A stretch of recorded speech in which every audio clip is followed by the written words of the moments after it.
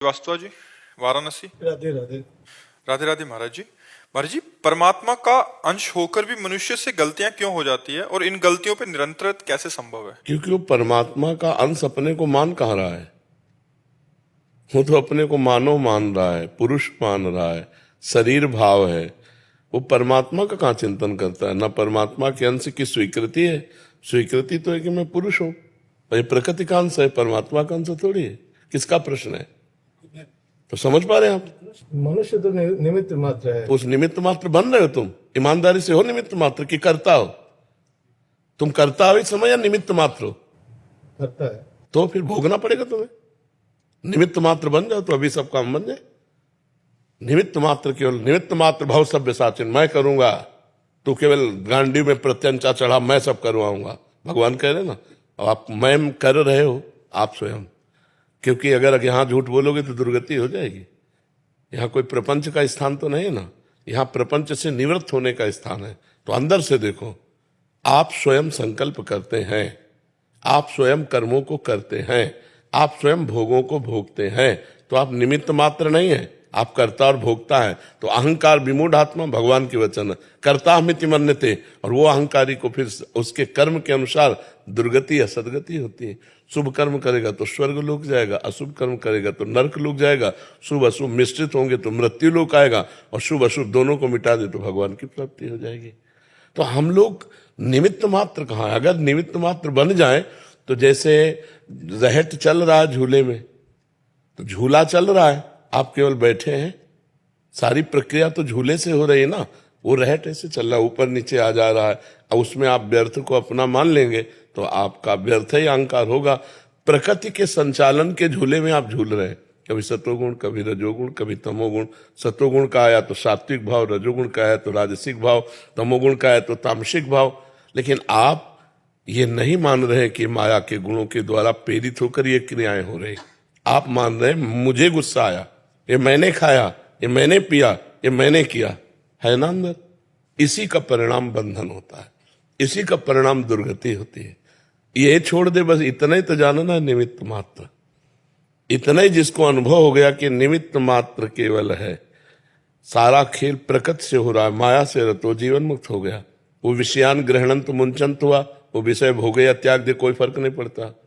वो पूरे सृष्टि का संहार कर दे तो कोई फर्क नहीं पड़ता, क्योंकि वो तो निमित्त मात्र है। जो कुछ हो रहा है, हो रहा है, बुरा हो रहा है या भला हो रहा है, गुणों के अनुसार हो रहा है। गुण माया से प्रेरित है, माया ब्रह्म से प्रेरित है, आप निमित्त मात्र है, तो जीवन मुक्त हो गए। लेकिन ऐसा नहीं है। हम करता है, हम भोगता है, हम सुख लेते हैं, हम सुख देखते हैं, तो ये सब फिर प्रपंच है। इसी से तो निवृत्त होने के लिए है। जैसे निमित्त मात्र में आता है, भगवान की सत्ता के बिना एक पत्ता भी नहीं हिल सकता, है ना। तो आप ये कब सोचते हैं? आप ये कब सोचते हैं? केवल प्रवचन बोलने में बोल दिया, आप सोचते हैं कभी? हर समय ये बात देख रहे हैं कि हो रहा है, मैं तो केवल दृष्टा हूं, मैं तो केवल निमित्त मात्र हूं, सब कुछ हो रहा है, राधा राधा राधा राधा राधा सब हो रहा है। अभी तुम आत्मा बन जाओगे, अंदर से महात्मा बन जाओगे। केवल एक बात पकड़ लो, मैं निमित्त मात्र हूं, सब परमात्मा के द्वारा कराया जा रहा है। मैं एक निमित्त मात्र हूं, सब परमात्मा के द्वारा कराया जा रहा है।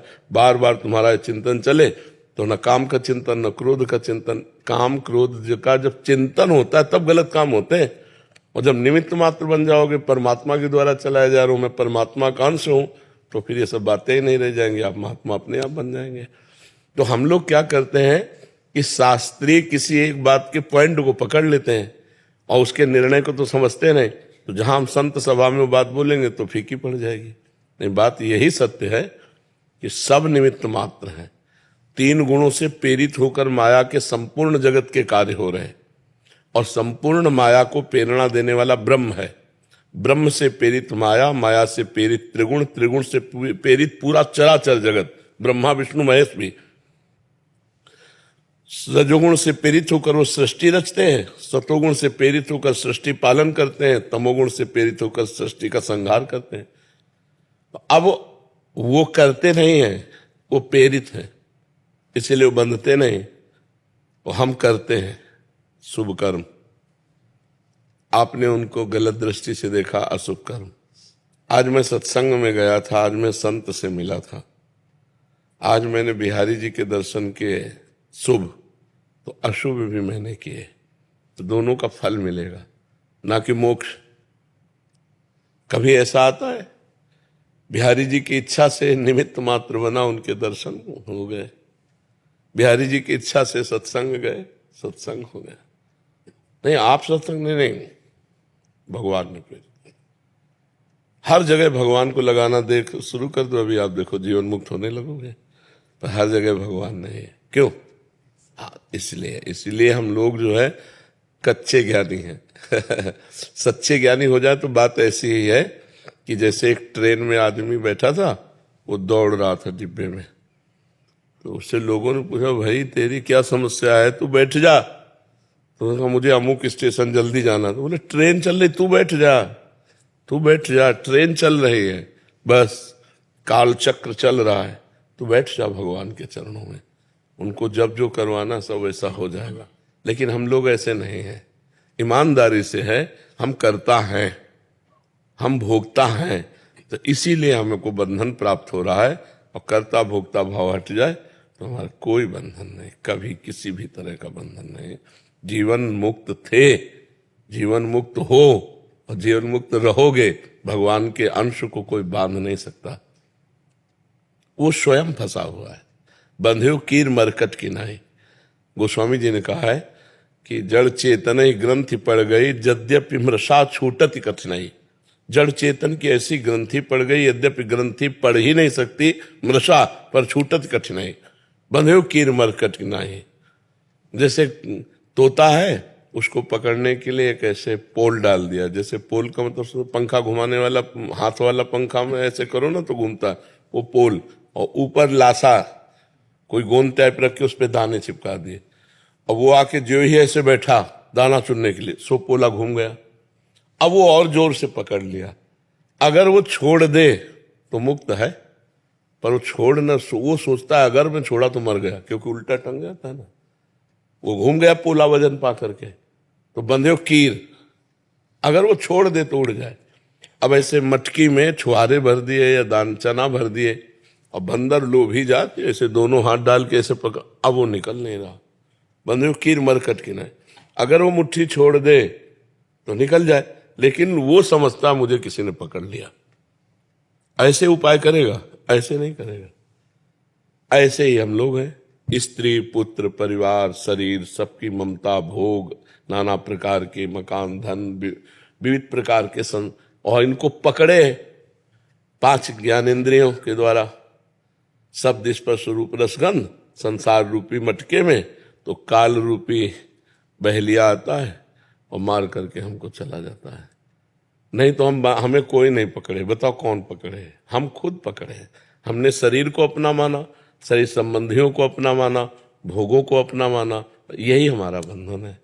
और यही निवृत्त हो जाए कि ये तो सब चल रहा है, आप केवल निमित्त मात्र हैं, इतना आपको अंदर ज्ञान हो जाए और आप हर समय भगवान के चिंतन में वो देख रहे हो रहा है, तो आप निष्पाप महापुरुष हो जाएंगे। आपको कोई भी दंड नहीं मिलेगा, चाहे जीव मर जाए, चाहे जीव जी जाए, चाहे बड़ा पुण्य हो जाए, चाहे बड़ा पाप हो जाए, आपको कुछ नहीं भोगना पड़ेगा।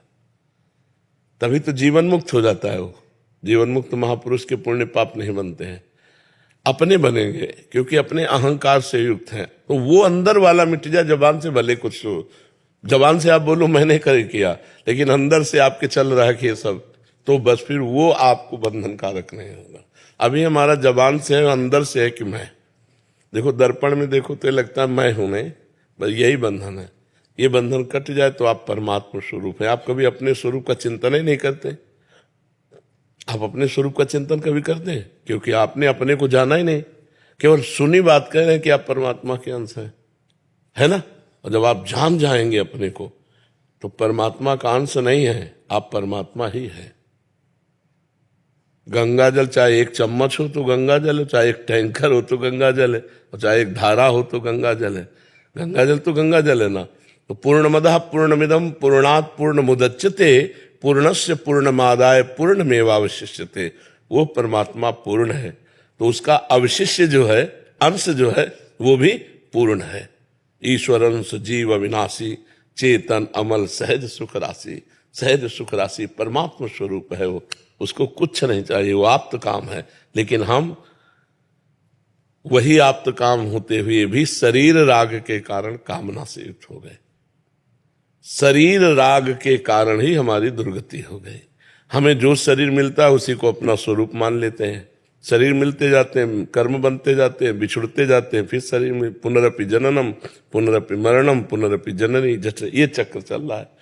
अब ज्ञान हो जाए इस बात का और कर्तत्व भोक्तत्व मिट जाए तो जीवन मुक्त हो गया। इसीलिए सतमार्ग है, इसीलिए अध्यात्म है।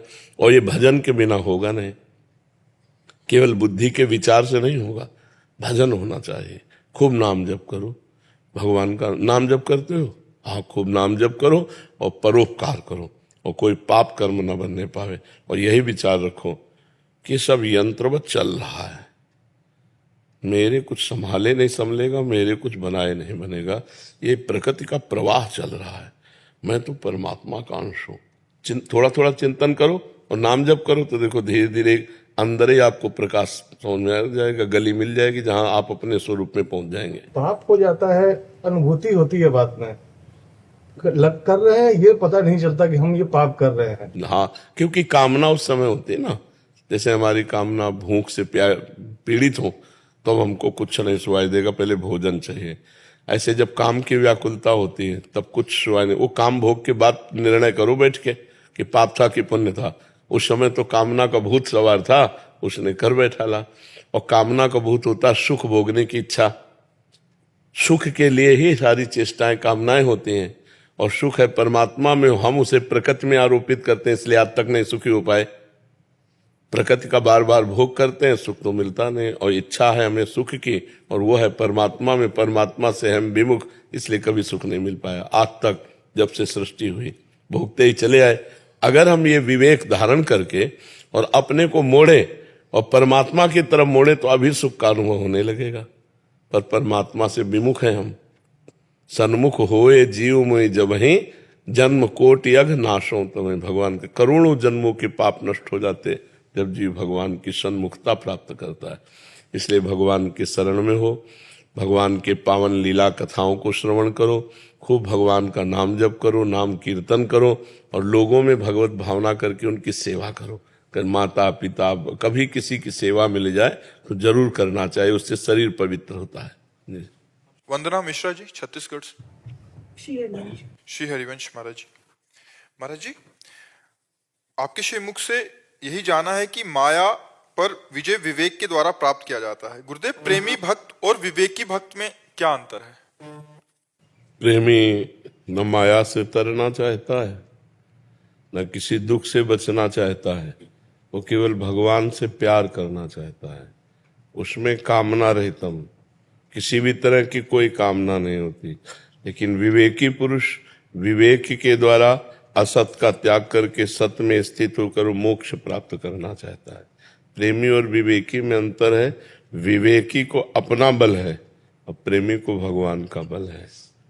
प्रेमी सिर्फ भगवान से प्यार करना चाहता है, उसका बार बार भगवान के चरणों में यही विनय भरा पुकार रहती है कि धर्म न अर्थ न काम रुचि गति न चाहो निर्वाण, जन्म जन्म रति राम पद यह वरदान नान। प्रभु, मुझे न अर्थ चाहिए, न धर्म चाहिए, न काम चाहिए, न मोक्ष चाहिए। मेरा बार बार जन्म हो पर आपके चरणों में अनुराग हो। वो मोक्ष नहीं चाहता, वो दुख निवृत्ति नहीं चाहता, भगवान से प्रार्थना नहीं करता मेरे दुख को निवारण कर दो, मुझे संपत्ति दे दो, मुझे मान प्रतिष्ठा दे दो, मुझे सांसारिक सुख दे दो या पारलौकिक सुख दे दो। वो केवल भगवान से ही चाहता है। जन्म जन्म रति राम पद यह वरदान नान। हे भगवान, आपके चरणों में बार बार हमारी यही प्रार्थना है कि मैं अपने कर्मवश कहीं भी जन्मूं, लेकिन हर जन्म में आपसे प्रेम करूं, आपका नाम जप करूं, आपकी भक्ति करूं। ये प्रेमी जनों की मांग। विवेकी होता है असत का और सत का ज्ञान रखने वाला। तो जितना भी शरीर और संसार असत है, इसका वो त्याग करके वो मोक्ष चाहता है, वो मुक्त होना चाहता है। लेकिन प्रेमी मुक्त होना नहीं चाहता, वो बार बार जन्म हो, लेकिन भगवान मैं आपका नाम जप करूं, आपका नाम कीर्तन करूं, आपकी लीला कथा सुनूं, आपके प्रेम में रोऊं, आपके प्रेम में तड़पूं, ये भक्त प्रेमी चाहता है। महाराज जी, भक्ति ज्ञान का हेतु है या ज्ञान भक्ति का हेतु है? आप दोनों एक दूसरे के पूरक हैं। साधारण ज्ञान से हम भक्ति की तरफ चलते हैं। साधारण ज्ञान ये श्रद्धा से प्रकट होता है। श्रद्धा से जब हम प्रथम भगत संतन कर संगा, जब हम पहले सत्संग सुनते हैं तो हमको ज्ञान होता है कि यार ये नहीं करना चाहिए, मेरे से तो बहुत गलतियां हो गई, बहुत पाप हो गए, और ये करना चाहिए, वो तो मैंने किया नहीं, ना भजन किया ना साधना किया। तो ये ज्ञान प्राप्त हुआ ना, अब वो साधारण भक्ति में प्रवेश पाया। जो साधारण भक्ति से फिर प्रेम लक्षणा भक्ति की तरफ, असाधारण भक्ति की तरफ बढ़ता है, तब उसे विशुद्ध ज्ञान हो जाता है। दोनों एक दूसरे के पूरक हैं। जैसे वृक्ष के बिना बीज नहीं, बीज के बिना वृक्ष नहीं, समझ रहे ना, ऐसे ज्ञान के बिना भक्ति नहीं, भक्ति के बिना ज्ञान नहीं। तो दोनों एक, पहले साधारण ज्ञान, असाधारण भक्ति, फिर असाधारण बोध, जानत तुम्हें तुम्हें हो जाए, वो ब्रह्म स्वरूप भगवत स्वरूप हो जाता है। जो भगवान को जानना चाहता है, पाना चाहता है, जहां भक्ति शुरू की तो सोई जाने जिह देहु जनाई, जानत तुम्हें तुम्हें हो, वो भगवत स्वरूप हो जाता है। तो न ज्ञान कम है न भक्ति कम है, दोनों आवश्यक हैं। जैसे ज्ञान के द्वारा हम आपको जाना, आप कौन है, आपकी महिमा क्या है, आपका स्वभाव कैसा है, ये जानना ज्ञान हुआ ना। अब हम आपसे प्यार करते हैं, ये भक्ति हुई। तो भगवान को जानना ज्ञान है, और फिर जान करके ही तो प्रेम होता है। हमारे भगवान इतने महिमाशाली हैं, हमारे भगवान इतने करुणामय हैं, हमारे भगवान हम पर बहुत दया करते हैं, कृपा करते हैं, हमारे भगवान हर जगह हमारी रक्षा करेंगे, ये साधारण ज्ञान है। यहाँ से भक्ति प्रारंभ होती है। जब भगवान की आराधना होती तब ये ज्ञान हो जाता, सब में भगवान है तो यहाँ भी भगवान है, सर्वत्र भगवान है तो हमारे पास भी भगवान है, सबके भगवान है तो मेरे भी भगवान है, और वो भगवत स्वरूप हो जाता है। फिर रक्षा करना, बचाव पक्ष या कोई मांग, इसकी जरूरत ही नहीं रहती, वो भगवत स्वरूप हो जाता है। वो मम दर्शन फल परम अनुपा, जीव पाव निज सहज स्वरूपा। भक्ति का फल है, जे भी भगवत साक्षात्कार हुआ तो जीव अपने आत्मस्वरूप को प्राप्त हो जाता है। शुद्ध ज्ञान है, वही ब्रह्म स्वरूप अनुभूति होने लगेगी। तो ज्ञान भक्ति परक है, और भक्ति से ही ज्ञान वैराग्य का प्रादुर्भाव है। पर साधारण ज्ञान से भक्ति, भक्ति से असाधारण ज्ञान। डॉक्टर नरेंद्र देव जी, राधे राधे। महाराज जी, आपके चरणों में कोटि कोटि प्रणाम। महाराज जी, भक्तिमती मीरा जी का एक पद है, गली तो चारों बंद हुई हैं, मैं हरि से मिलूं कैसे जाऊं, ऊंची नीची राह रपटीली पाँव नहीं ठहराऊं। और अंत में कहते हैं कि जुगन जुगन से बिछड़ी मीरा सतगुरु दई मिलाई। महाराज जी, इसमें मीरा जी का किन गलियों या घाटियों की बात कर रही हैं जिनमें मीरा जैसे भक्त भी फंसकर अपने प्रियतम से न मिलने की वेदना से करा रही हैं? क्या पद है? कह रहे हैं कि गली तो चारों बंद हुई हैं, मैं हरि से मिलूं कैसे जाएं, ऊंची नीची राह रपटीली पाँव नहीं ठहराएं, जुगन जुगन से बिछड़ी मीरा सतगुरु दई मिलाए। देखो, हमारे अंतःकरण में चार हैं, मन, बुद्धि, चित्त, अहंकार। चारों माया में लगे हुए हैं। अगर चारों में से एक भी भगवान में लग जाए तो एक गली तो खुल जाए। न मन भगवान में, न बुद्धि भगवान में, और न चित्त भगवान में, न अहम भगवान में, तो चारों तो बंद है। हे नाथ, जिस अंतःकरण के लिए आप कह रहे हो मैं ये मन आदत्स्व मैं बुद्धि में निवेश है, तो ना वो मन लग रहा है, न बुद्धि लग रही है, न चित्त लग रहा है, न अहम लग रहा है, चारों गली बंद है। आगे महाराज जी, ऊंची नीची राह रपटीली पाम नहीं ठहराए। हाँ, यहाँ भगवत मार्ग में कभी मन भजन की तरफ चलता है, कभी भोगों की तरफ चलता है, कभी ऊंचाई भजन की तरफ, कभी निचाई भोगों की तरफ। मन ठहरता नहीं है। जो हमारे पैर हैं उसमें टिक नहीं पा रहे हैं। पर सदगुरुदेव की बलिहारी कि ऐसी बंद गलियों में और ऐसी ऊंचाई नीचाई के रास्तों में भी उन्होंने जब हमारा हाथ पकड़ा तो घसीट लिया और हमको परम पद की प्राप्ति करवा दी।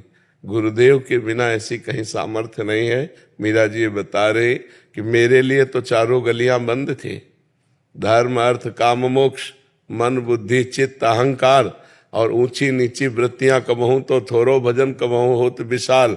लेकिन मेरी तो दशा बन गई गुरुदेव की कृपा से, नहीं तो इस माया प्रपंच से निकल पाना बहुत कठिन है।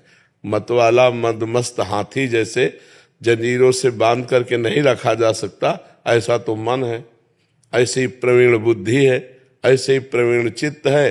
चित्त संसार के चिंतन में, बुद्धि संसार के निश्चय में, मन संसार के संकल्प में, अहंकार कर्ता भोक्ता में चारों गलियां बंद है। कभी उत्तम वृत्ति आती, कभी अधम वृत्ति आती, ऊंच नीच चलना, और भगवान की प्राप्ति से विमुख होने वाली ही वृत्तियां नीची हैं, भगवान की तरफ चलने वाली उत्तम है। लेकिन मन की दशा, हमारे हृदय की दशा, कभी तो भजन में लगता है, कभी भोगों में लगता है, कभी त्याग में लगता है, कभी राग में लगता है।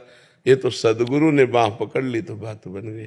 क्यों भाई, समझ में आ गया? महाराज जी, इनका एक भाव ये भी था कि मीरा जी तो परम भक्ता थी, वो क्या हम जैसों के लिए? हाँ, ये जो बड़े भक्त हैं वो हम जैसों की मन की दशा के लिए वर्णन करते हैं। वो तो श्री कृष्ण के अनुराग में डूबी हुई, उनके लिए कोई ये बात नहीं है।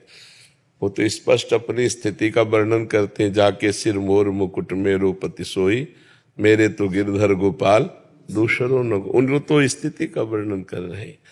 अब तो बेली फैल गए जाने सब कोई, संतन ढिग बैठ बैठ लोक लाज खोई। बहुत ऊंची स्थिति मीरा जी की। वो तो हम लोगों के लिए, जैसे बड़े बड़े संतों ने दैन्य भाव प्रकट किए तो हमारे लिए प्रकट किए। वो तो स्थिति प्रज्ञ है, वो तो भगवान की स्थिति में है। मृत्युंजय पांडे जी। राधा वल्लभ श्री हरिवंश महाराज। श्री हरिवंश महाराज जी। महाराज जी, भगवान या सत्य और माया और असत्य का अनुभव क्या केवल बुद्धि से ही किया जा सकता है, या ये प्रेम श्रद्धा और विश्वास के माध्यम से हृदय का गहरा और आत्मीय अनुभव होता है? क्या पहले सत्य को जानने के लिए बुद्धि की गहराई और तर्क आवश्यक है? नहीं, श्रद्धा आवश्यक है, तर्क आवश्यक नहीं है, श्रद्धा आवश्यक है। ज्ञान प्राप्त करने के लिए या भक्ति प्राप्त करने के लिए श्रद्धा आवश्यक है। श्रद्धा के बाद विश्वास आवश्यक है।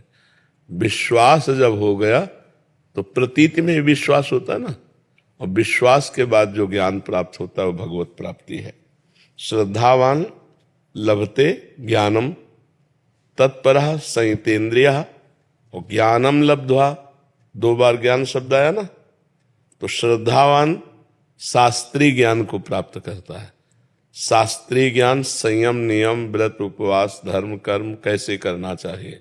तो तत्परः, जो ज्ञान प्राप्त हुआ उसके वो परायण हुआ। तो संयतेन्द्रियः, अपनी इंद्रियों को अंतर्मुख किया, और जब इंद्रियों को अंतर्मुख किया तो फिर ज्ञान प्राप्त हुआ, वो अनुभवजन्य।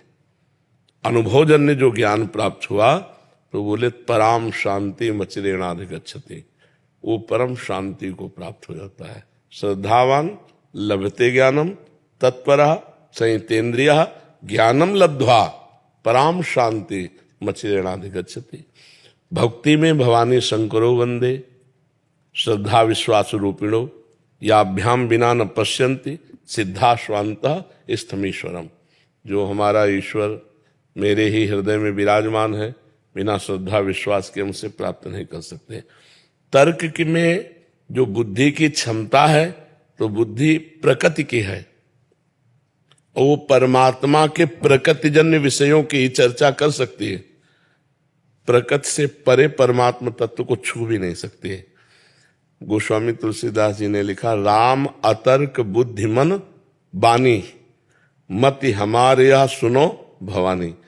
हे भवानी, मेरा मत है कि भगवान श्री राम मन बुद्धि से अतर्कनीय है, तर्क के द्वारा नहीं जाने जा सकते।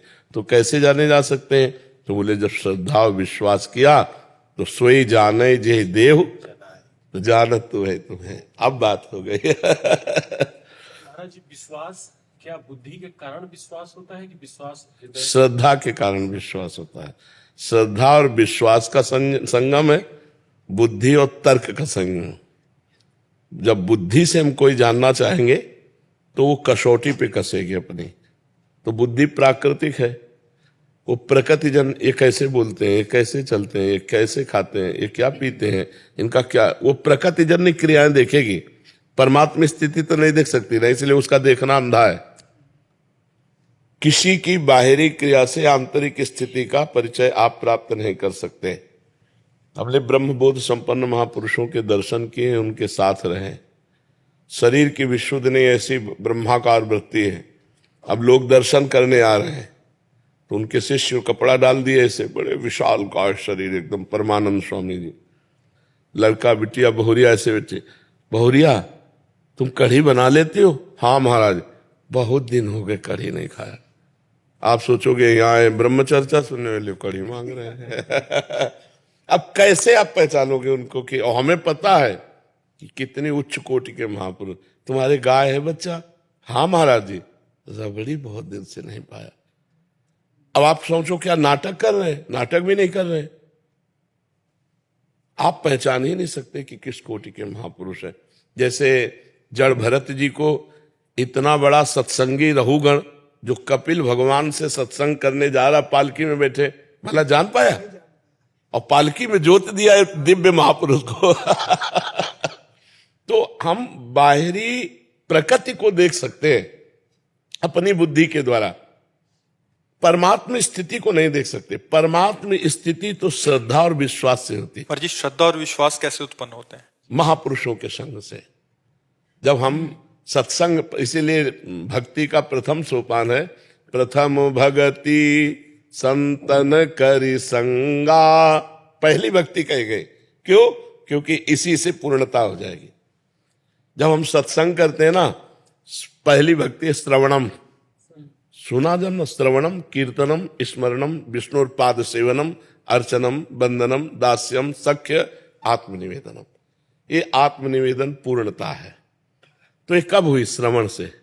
जब हम संतों के मुख से सुना ब्रह्मानंद, भगवदानंद, भगवान की प्रेम, स्वभाव, करुणा, मंगल की बातें, तो हमारे हृदय में श्रद्धा उत्पन्न हुई। जब श्रद्धा उत्पन्न हुई, हम सतमार्ग में चले तो कुछ कुछ अनुभूतियां होने लगी, तो विश्वास होने लगा। समझ रहे ना? हाँ, इसमें सही पूछो तो बुद्धि को बेचना है। लेकिन महाराज जी, पूरी पढ़ाई लिखाई, संसारिक शास्त्र सब तो बुद्धि को ही प्रखर करने में लगे हुए हैं। कितना शार्प कोई देख सकता है, कितना समझ सकता है। तो इसके बाद वो क्या मुक्त हो पाएगा? नहीं। भाई जी हनुमान प्रसाद पोद्दार जी का एक पद, हमें बुद्धिहीन बना दो हे ये जितना दौड़ेगी ना उतना ही फंसाती जाएगी। महाराज जी कुछ समय जैसे आप कहते हैं मानी संख्या लगा के चलते रहे, तो गुरु पे विश्वास करके कि हम जैसे गाइड कहाँ लेके जा रहा है, हम केवल विश्वास कर रहे हैं, तो चलते रहे, लक्ष्य की प्राप्ति हो जाएगी। यही इसका भाव है महाराज जी। कुछ समय मतलब अपनी बुद्धि को एक साइड में रख, प्रथम हृदय श्रद्धा जो करे, आचार्यजन जाय अनुसरे, जहां जहां हरिवंश के, और रसिकन की सेवा जब होई, प्रीत सहित बूझो सब कोई, कौन धर्म हरिवंश को, कौन सुरीति, कौन आचरण। जब हम श्रद्धा करेंगे प्रथम, तभी अब आगे बढ़ पाएंगे। बस महाराज अंतिम एक, संत के बीच में रहना, संत जनों के बीच में रहना, या उनकी सुन के और उनके संयम पे रहना, क्या बात दोनों एक ही जैसा है? ओस ज्यादा है। जो संत से दूर रह करके और उनकी केवल आज्ञा पर अपना जीवन व्यतीत कर रहा, वो उससे ज्यादा है जो उनके नजदीक रह रहा। क्यों? क्योंकि नजदीक वाले को तो विरह नहीं सताएगा, उसको तो है कि मैं इनके नजदीक हूं, लेकिन उसको वो आज्ञा का पालन कर रहा है नजदीक वाला, और उनके सानिध्य में है, तो उसमें एक कमी है कि उसे विरह नहीं व्याप्त है। आज्ञा का पालन वो भी कर रहा है उनके दूसरा उनके सानिध्य का प्रगट में अनुभव नहीं कर रहा, लेकिन तड़प रहा है, उनकी आज्ञा का पालन कर रहा है, और अपने में कमी महसूस कर रहा है। काश मैं भी गुरुदेव का संग कर पाता, मैं भी उनकी चरण सेवा कर पाता, 24 घंटे उनके मुखारविंद को देखते हुए उनकी आज्ञा का पालन करता। उसको रोना आएगा, उसको तड़पना आएगा, और इसको गर्व होगा, तो वो आगे निकल जाएगा।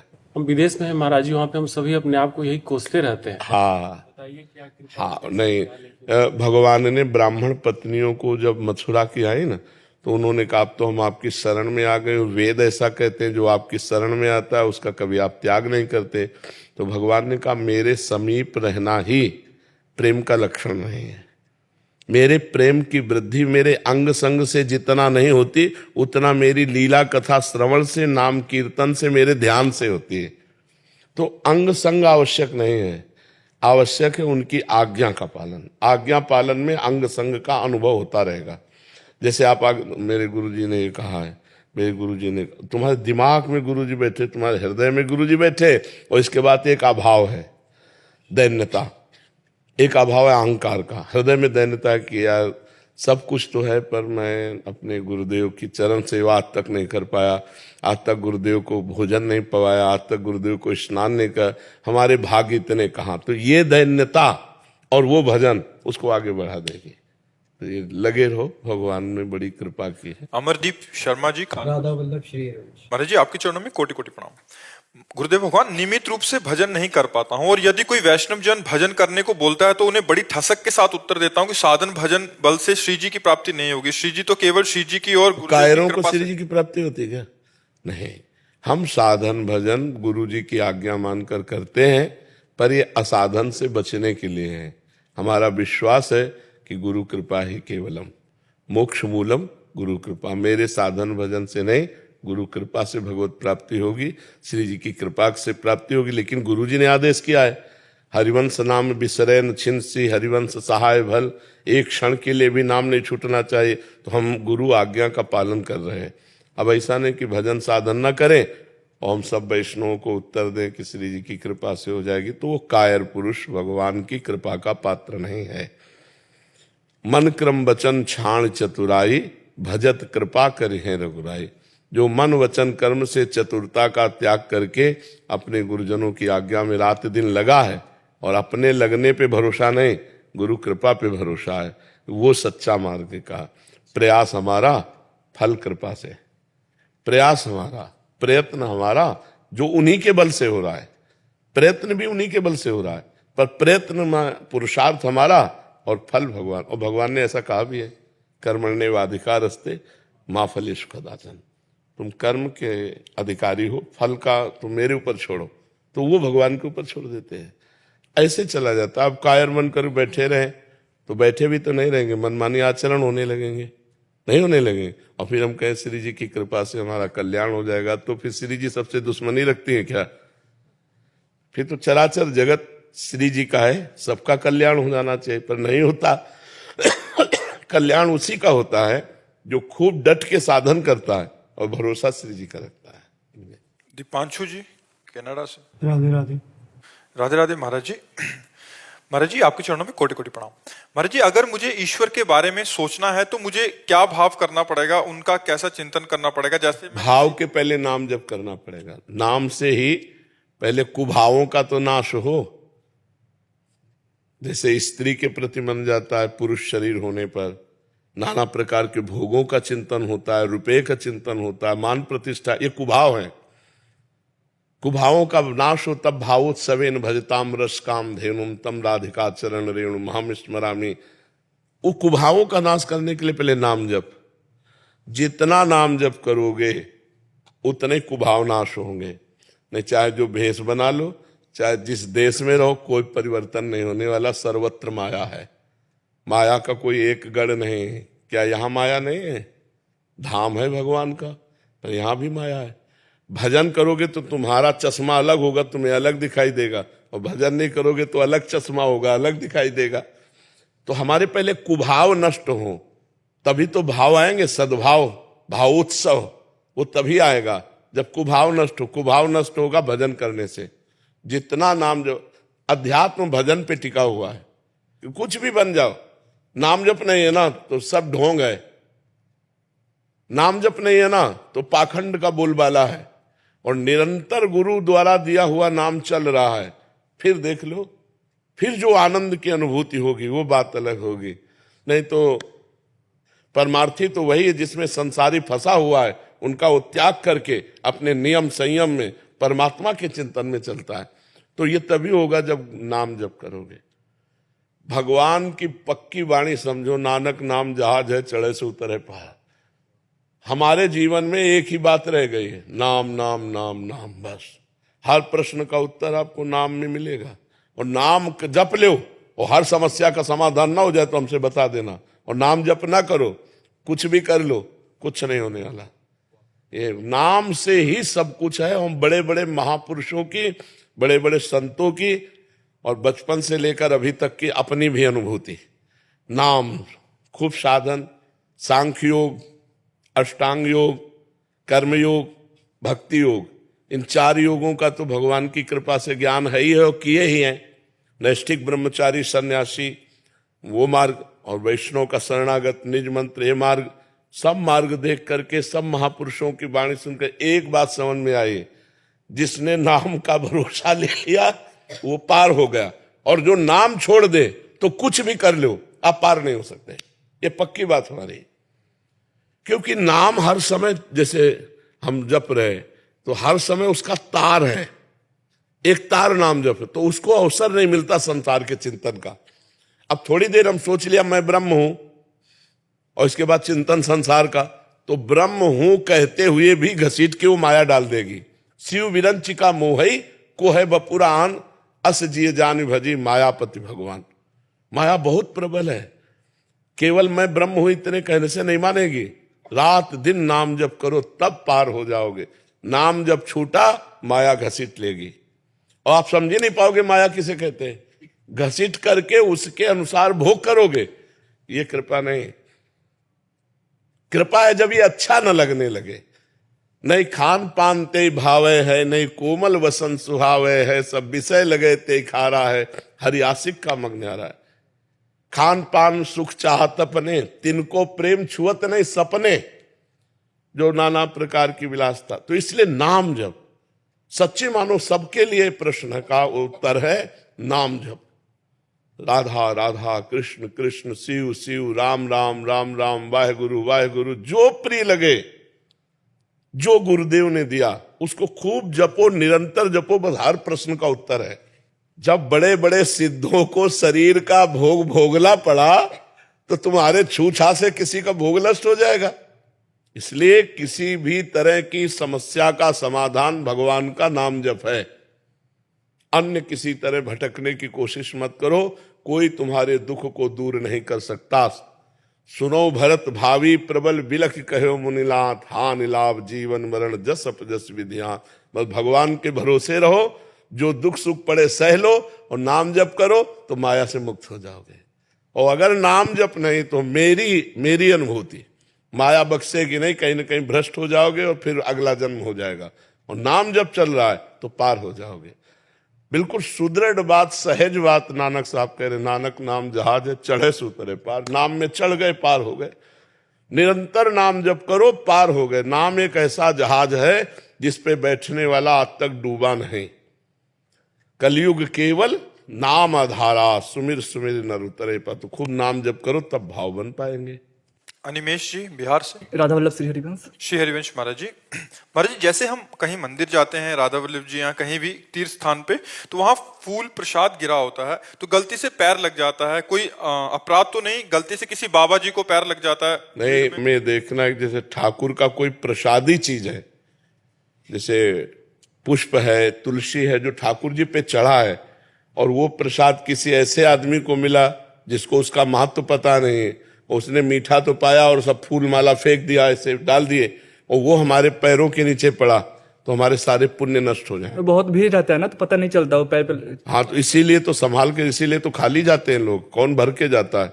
बहुत संभाल के चलना। अगर हमारे पैर के नीचे आ रहा है, हम खड़े हो जाते हैं, पहले उसको उठा के माथे से लगाते हैं, उसको ऐसी जगह रखते हैं जहां पैर न रखे। जैसे हमारे ग्रंथ पे चढ़ा हुआ फूल, ग्रंथ पे चढ़ा हुआ, मान लो गुरुवाणी पे चढ़ा हुआ फूल है या गुरुवाणी पे चढ़ा हुआ वस्त्र है, वो हमारे गुरुवाणी के समान ही सम्मान है। तो ऐसे ही हमारे भगवान के प्रति जो चढ़ा हुआ पुष्प है, पत्र है, वो भगवान के समान है। पर ये लोग समझते नहीं है, इसलिए मीठा तो पा लिया और फूल ऐसे फेंक दिए, और जो लोगों के पैरों में पड़े तो उनके पुण्य नष्ट हो जाते हैं। तुलसी जी की माला और हाँ, ये सब नहीं। जब प्रसाद लेना चाहे तो ऐसे लेना चाहिए, जो फूल माला का कि जो है वो हमारी झोली में है, और उसे ऊंचे स्थान पे रखना चाहिए। और जब सूख जाए तो पवित्र सरोवर या पवित्र नदी के पास खोद करके और उसको समाधि कर देना चाहिए, जिससे किसी के पैर ना लगे। ऐसा तो अपने को ध्यान रखना है। मान लो किस किस को बतावे, वो तो देते जा रहे हैं। अपने को चाहिए कि अपने लें बहुत संभाल करके और बहुत मर्यादा से रखे। प्रभु और मान लो गुरुदेव और गुरुदेव की प्रसादी वस्तु समान समझी जाती है। गुरुदेव की पादुका, गुरुदेव के वचन, गुरुदेव के वस्त्र, गुरुदेव की हर वस्तु भगवान के समान समझी जाती है। ऐसे प्रभु गुरुदेव स्वरूप है, उनकी कोई भी वस्तु, पुष्प माला, कुछ भी वो सर माथे पे हो, चरणों के नीचे थोड़ी होनी चाहिए। विजय कुमार जी राजस्थान से। राधा वाली श्री हरिवंश महाराज जी आपके बल से दिनचर्या नित्य निरंतर अच्छे से चल रही है। वो श्री जी साथ होने का समय समय पर अनुभव भी कराती हैं, किंतु इसके साथ ही उपासना करते समय जो मन में विकार उत्पन्न होते हैं, उनसे बाकी सब विकारों को तो आपकी कृपा से संभाल पा रहा हूं, लेकिन बार बार मन। विकार उत्पन्न नहीं होते, विकार जो हमारी चिप में भरे हैं वो डिलीट होते हैं। मन रूपी एक ऐसी चिप है जिसमें करोड़ों जन्म की बातें भरी, करोड़ों जन्म की। आप जितना जितना ज्ञान प्राप्त करेंगे तो आपको भूत भविष्य वर्तमान का उतने ज्ञान होता चले। देखो माया का काम है पर्दा डालते रहना। अभी हम पूछे परसों दोपहर के आपने क्या खाया, तो आपको सोचना पड़ेगा परसों धीरे से लौटोगे। अगर पूछे 1 महीने की 1 तारीख को आपने क्या पाया, असंभव है बता पाना, बिल्कुल नहीं। देखो इसी जन्म में हम माँ के गर्भ में 9 महीने रहे, 1 सेकंड का भी हमें ज्ञान नहीं कि कैसा अनुभव हो रहा था। माँ के गर्भ में इसी जन्म में हम रहे, हमें ज्ञान नहीं कि 1 सेकंड का भी कैसा हमें अनुभव हो रहा था। ऐसे हमारी स्मृति लुप्त होती जाती है। अनेक जन्मों की गंदी आदतें, अच्छी आदतें सब उसमें भरी है मन में। जब हम भजन करते हैं तो निकलती है, क्योंकि निर्मल मन जन सो मोहि पावा। तो अगर हम भजन ना करें तो भरती रहती है। तो जैसे सीसी कैमरा अपने आप सब कवर करता रहता है, ऐसे मन, नेत्र ये मिल करके श्रवणेन्द्री, वाकेंद्री मिल सब गंदगी भरते रहते हैं। तो हमें जब भर रहा होता है तब पता नहीं चलता है। जैसे यहाँ कूड़ा कब भरा पता नहीं, लेकिन अभी खड़े हो और सोनी लगाओ तो कूड़ा निकलते दिखाई देगा, आते कूड़ा नहीं दिखाई दिया। ऐसे ही हमारे मन में कब कूड़ा आया हमें पता नहीं चला। अब जब हम भजन में बैठे तो वो शुरू हो रहा, गंदी गंदी बातें, प्रपंच की बातें, बड़े गलत संकल्प। तो उसको लगता है ऐसा तो भजन नहीं करते थे तब नहीं था, जब से भजन शुरू किया इतनी गंदी बात कैसे, मतलब महान गंदी से गंदी बात आएगी। वो आ नहीं रहे, वो जन्म जन्मांतरों की मन में भरी हुई चिप है, वो निकल रही। नाम पाहरू दिवस निश ध्यान तुम्हार का। अब रात दिन नाम का पहरा तो आ तो सकती नहीं गंदगी, और अंदर गंदगी टिक नहीं सकती, क्योंकि नाम भगवान चल रहे हैं तो वो निकल रही है बार बार। अब जैसे एक बार काम की बात निकली, दूसरी बार फिर वही काम की, तीसरी बार फिर वही काम की, तो सोचता है डिलीट कब हुई, कह रहे थे डिलीट हुई। अगर 1 अरब मैसेज है काम के तो 1 अरब बार आएगा। तो हमारे मन में ज्यादातर गंदगी भरी है, तो हमें धैर्य पूर्वक भजन करना चाहिए। बहुत जल्दी जल्दी डिलीट होते सब जा रहे हैं, और जहां मन निर्मल हुआ तो भगवान की प्राप्ति हो जाएगी। नाम जपने वाले के अंदर विकार जा नहीं सकते, क्योंकि नाम पहारू दिवसनिस, नाम का पहरा है, वो विकार निकल रहे हैं। तो आपको भी आनंद मिलेगा जब करते समय देखो निकल रहे हैं। आप उसे सोच रहे हो आ रहे हैं और आप लड़ने लगे तो आपका चिंतन कमजोर हो गया, वो टिक गए। आपको लड़ना भी नहीं, बुरी से बुरी बात को बस देखना है कि निकल रहे, उसमें रस नहीं लेने लगना। मन में पूरी फिल्म भरी है, आप देखो ना, मैं चित्र सहित दिखाएगा। अगर रसगुल्ला का चिंतन होगा तो मैं स्वाद सहित और कभी जिंदगी में जो पाए हो तो उस दिन उस तारीख के स्वाद को लाके दिखाएगा। देखो क्या, आओ खाओ रसगुल्ला, छोड़ो माला। वो कहेगा कि छोड़ो माला रसगुल्ला, आप चुप रहो, कुछ बोलो ना, दस्तखत करना है हाँ ना, चुप। राधा वल्लभ से राधा वल्लभ निकलते चले जा रहे हैं, राधा वल्लभ। ये अनुभव की बात कह रहा हूं, ये पढ़ी लिखी बात नहीं कह रहा हूं, ये निज अनुभव की बात कह रहा हूं। वो निकलते चले जा रहे हैं, तभी मन निर्मल होता है। भजन करने से धीरे धीरे धीरे धीरे मन निर्मल होता है। देखो उसकी पहचान ये है कि जब भजन नहीं करते थे 1 मिनट भी मन भगवान में नहीं लगता था। आज भजन करते हो तो आज आप सत्संग की बातें समझ रहे हो, मन भगवान में लग रहा है, और आप पहचानने लगे कि ये मन गंदा है और ये मन का पार्ट अच्छा है, ये सलाह इसकी गंदी है और ये इसकी अच्छी है। पहले गंदे कार्य हो जाने पर एक अभिमान जागृत होता था, आज गंदा काम हो जाने पर आपको रोना आएगा, जलन होगी, बहुत बड़ा पवित्र हो गया मन। और पहले होता था कि आज मैंने ये कार्य कर लिया, अब अगली बार ये करेंगे, उसमें एक उत्साह और गर्व जनित अहंकार जनित बात आती, मैंने ये भोग लिया, मैंने ये कार्य कर लिया। आज अगर आनंद पूर्वक भोगने की बात कहो तो आनंद नहीं रह जाएगा, भोग भी हो गया तो जलोगे और रोगे। तो वो गलती जो जिसके प्रति दुखी होगे वो दोबारा बहुत कम करके आएगी, और अगर और दुखी हो गए तो आना ही बंद हो जाएगी।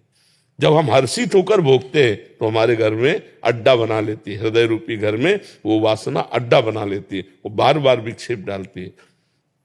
तो भजन करने से हमारी वासनाएं नष्ट होती हैं, ऐसा हमें अनुभव करते हुए भजन करना चाहिए। जी। प्रशांत त्रिवेदी जी। राधे राधे महाराज। राधे राधे महाराज जी। महाराज जी, क्या एक हाथी को खिलाने का पुण्य और 1 लाख चींटियों को खिलाने का पुण्य, क्योंकि हाथी की खुराक बहुत होती है, चींटियों की संख्या बहुत होती है, होना खिलाना भावना सेवा में? अगर हाथी में भी भगवान देख के पवारे और चींटी में भी भगवान देख के पवारे तो एक चींटी और एक हाथी के पवाने का बराबर पुण्य मिलेगा। और भगवान नहीं देख के हाथी देख रहे हो, चींटी देख रहे हो तो भेद तो हो ही जाएगा, कोई पुण्य में फिर बेवकूफी थोड़ी है। चींटी तो एक दाना से तृप्त हो जाएगी, उसके लिए 1 कुंतल भोजन चाहिए।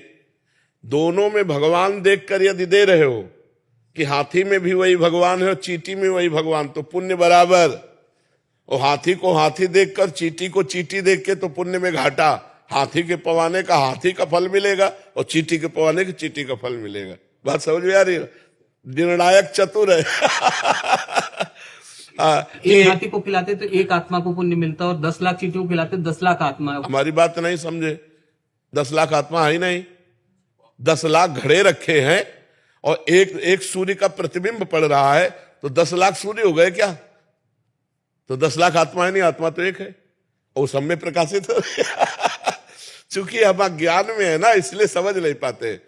हमने जो पहला शब्द कहा, जो भगवान हाथी में है वही चींटी में है, अगर ये भावना करके हम पाते हैं तो बराबर फल मिलेगा, क्योंकि वही आत्मा है।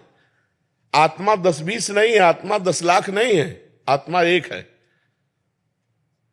देखो, अब आपसे कहें कि ये 5-7 बिजली है, आप हमको क्या कहोगे? बिजली तो एक ही है ना, यंत्र के कारण उसका प्रभाव अलग अलग है। हीटर यंत्र है तो गर्मी फेंक रही, पंखा है तो हवा फेंक रही, एसी है तो ठंडा फेंक रही, लेकिन बिजली बस, ये खोपड़ियां अलग अलग है, बिजली एक है इनमें। जो बिजली है इनमें वो परमात्मा है, वो एक आत्मा है, एक वाहे गुरु है, वो एक है, वो अनेक नहीं है। बहुत अच्छे से समझ लीजिए, अगर हम भगवत भाव से किसी को पवाते हैं तो चाहे चींटी को पवाएं चाहे हाथी को पवाएं, हमें बराबर लाभ मिलेगा। और चींटी को चींटी मान करके और हाथी को हाथी मान करके, तो फिर एक हाथी पवाओ और 2-4 अरब चींटी पवाओ तो शायद समानता की बात जो सोची जाए। क्योंकि परिणाम है ना, वो 1 कुंतल में छकेगा और 1 किलो में लाखों हो जाएंगी, नहीं हो जाएंगी। और अगर एक चींटी में आत्म तत्व भगवान को देखकर, एक हाथी में देखकर, तो बराबर फल मिलेगा। वो तुम देख के क्या पाते हो तुम्हारा विषय है, समझ गए? मन बहुत चंचल है, इधर उधर बार बार चला जाता है। हमेशा आपकी कृपा से नाम जप होती रहती है, पर फिर भी इधर उधर भटक जाता है। हाँ, कोई भटकने दो, उससे कोई फर्क नहीं पड़ता। मन जाने से हमारी हानि नहीं है, मन के अनुसार तन जाने से हानि है। मन हमारा कह रहा है खा लो, हम नहीं खाए, कोई फर्क नहीं पड़ा। अब मन कह रहा है खा लो, हमने खा लिया, अब फर्क पड़ जाएगा। तो मन जो कहे तो वो तो कहेगा, उसका स्वभाव है। जब तक भगवत प्राप्ति नहीं हो जाएगी तब तक वो कहेगा। तो मन के कहने के अनुसार हम क्रिया ना करें तो मन से हमारी कोई हानि नहीं है, वो धीरे धीरे आ जाएगा, लाइन में आ जाएगा। खूब नाम जप करते रहो, मन के अनुसार क्रिया कर दी तो फिर नहीं आएगा, फिर तो और भटकना शुरू हो जाएगा। क्रिया को रोकना है मन के अनुसार। जो आपने कई बार कहा कि वृंदावन ठहरे, पर मेरा प्रारब्ध या मेरा प्रमाद 7 बार अटैक हुआ है। अब पेस मेकर मशीन पड़ी, 7 बार स्टेंट पड़े। हाँ, कृपा में कोई कमी नहीं। तो अब कर लो वृंदावन वास, आखिरी शरीर छोड़ो वृंदावन में, तो बहुत बढ़िया रहेगा। जीवन भर विरक्त रहे, अंतिम में भगवान के धाम में शरीर छूट जाए तो आपकी कृपा से अपने लोगों को तो जब चाहो जहाँ चाहो जिस क्षण चाहो वैसे ही कदम रख दो, कोई परेशानी थोड़ी है। कोई काम नहीं है, बिल्कुल एकदम फ्री है। और अचंभे की बात तो यही है, पता नहीं कौन सा ऐसा विराज सानिध्य प्राप्त होता था। और आपने कई बार कहा वृंदावन आ जा, मैं अपना दुर्भाग्य ही कहूंगा। नहीं, एक संत जन जगत मंगल के लिए भ्रमण करते, दुर्भाग्य क्या, संत स्वयं भगवान के स्वरूप हैं, वो जगत मंगल के लिए भ्रमण करते हैं, जगत में भगवान नाम गुण लीला आदि का जो पान कराते हैं, भूले हुए जो जीव हैं उनका मंगल कराते हैं। अगर सब धामे में चुपचाप बैठ जाएंगे तो जगत के लोगों का मंगल कैसे होगा। इसलिए संत जन जो है भगवान का आदेश लेकर जगत मंगल के लिए भ्रमण करते रहते हैं। पर अब आपकी शरीर की अवस्था थोड़ा आराम चाहने वाली है। हाँ, जिनको वृंदा विपिन है, कृपा तिनय की होए, वृंदावन में तबई तो रहन पाई है सोए। तो लाडली जो कृपालु हैं, किसी न किसी को निमित्त बना देंगी कि धीरे धीरे शरीर जो है धाम में छूटे तो जीवन भर है न। अच्छा, अंतिम समय क्या होता है कि हमारा क्या चिंतन हो ये पता नहीं, और फाइनल चिंतन माना जाता है। तो नाम रूप लीला धाम, नाम नहीं चल रहा, रूप का ध्यान नहीं हो रहा, लीला चिंतन नहीं हो रहा, लेकिन धाम का संयोग है, इससे भगवत प्राप्ति निश्चित हो जाती है। तो जैसे काशी में शरीर छोड़े तो भगवान तारक मंत्र देकर उसका उद्धार कर देते हैं, ऐसे ही हमारी प्रियाजू का घर है ये, प्रियाजू का राधा कृष्ण की केल स्थली है। यहाँ जो वास करता है उसे निश्चित भगवत धाम की प्राप्ति होती है। जो यहाँ शरीर छोड़ता है, वृंदावन प्रभाव सुन अपनो ही गुण देत, जैसे बालक मलिन को मात गोद भर लेत। कैसा भी मलिन बालक हो माँ जैसे गोद में भर लेती है, ऐसे भगवत धाम हर जीव को भगवत प्राप्ति करा देता है। इसलिए हमें लगता है कि पता नहीं कब श्वास रुक जाए, अगर धाम में छूट जाए तो यही मंगलमय यमुना के किनारे अंतिम लीला हो और कुछ संत जन रसगुल्ला पावे, क्या है। हाँ, और क्या।